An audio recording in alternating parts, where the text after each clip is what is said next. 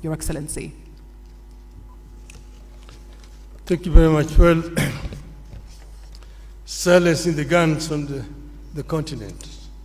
As you know that in 2013, the EU met and passed a resolution to silence the guns by 2020. We are today in 2024, and the guns are not silent. They're very loud, roaring all over the continent. We need to address the causative factors of these conflicts. There are some which are conflict caused by poverty or deprivation. Some of them by conflict within the society, again, things like ethnicity and so on. Some of them are externally influenced or promoted. Some are religious and so on. So there's not a common factor.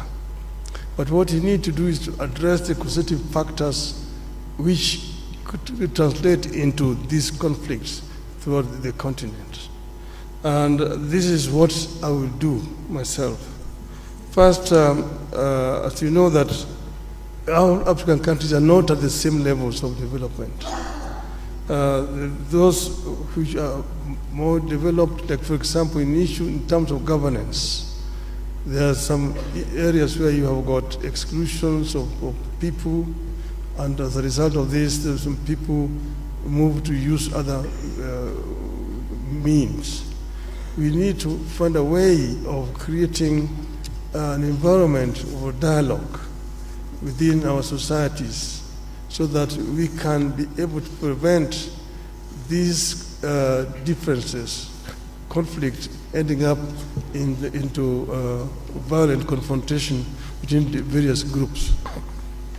We don't need to put a time span, but I'm sure that it is possible to end these conflicts and stop the guns by 2035, in my view.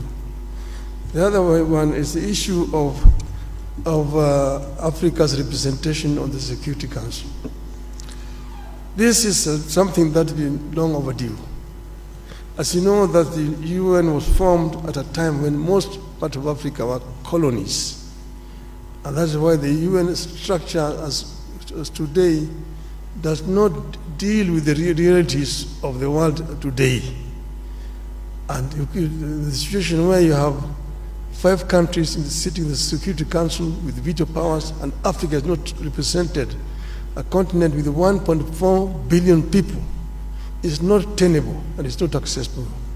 And that's why I'm not going to talk about Africa's representation, but we're going to insist that Africa must get 2 permanent seats in the UN Security Council. This is only fair, because we are a continent of 55 sovereign nations. We cannot be excluded when Europe has got 3 permanent representations on the Security Council.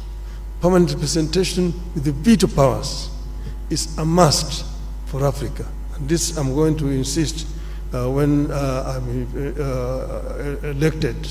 If the heads of state of Africa sees fit that I should lead this, I will work together with all the leadership of the continent to ensure that the continent gets a fair treatment on the international scene. Thank you so much, Excellency. Candidate from Kenya.